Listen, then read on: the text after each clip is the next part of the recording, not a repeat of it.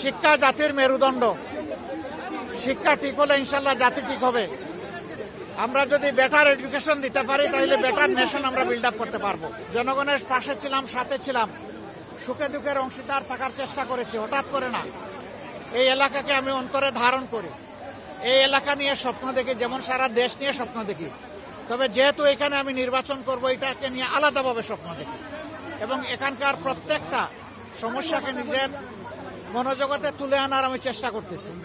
আল্লাহ যদি সুযোগ দেন তার একান্ত মেহেরবানিতে এবং জনগণের রায়ে ভোটে, তাহলে আমরা ইনশাআল্লাহ এই এলাকাকে একটা আদর্শ এলাকা হিসেবে গড়ে তোলার চেষ্টা করব। জনগণ যাকে পছন্দ করবে আমরা সবাই মিলে তাকে পছন্দ করব এবং ওয়েলকাম করব ইনশাআল্লাহ। আমরা আশা করি যে সমবেতভাবে এই এলাকাবাসীকে সাথে নিয়ে আমরা একটা আদর্শ এলাকা গড়তে পারবো। এখানে অনেক সমস্যা আছে, জলাবদ্ধতার সমস্যা, রাস্তাঘাটের সমস্যা, স্কুল কলেজের সমস্যা। এখানে কোনো বিশ্ববিদ্যালয় নেই, আদর্শ মানের মানসম্মত কোনো হাসপাতাল নেই, খেলার মাঠ নেই, পার্ক নেই, ওয়াকওয়ে নেই,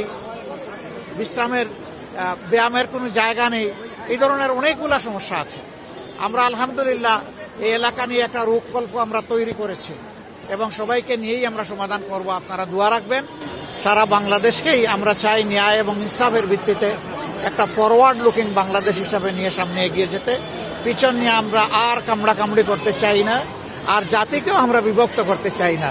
আমরা সবাই মিলেমিশে ইনশাল্লাহ সামনে আগাতে চাই। এই শিক্ষা প্রতিষ্ঠানের আমি উন্নতি কামনা করছি। যখন ঢুকি তখন ছোট বাচ্চারা যেভাবে আজকে আমাকে রিসিভ করেছে, আমি সিম্পলি অভিভূত। আল্লাহ এই বাচ্চাগুলোকে কবুল করুন, দেশের সুনাগরিক হিসাবে গড়ে ওঠার তৌফিক দান করুন।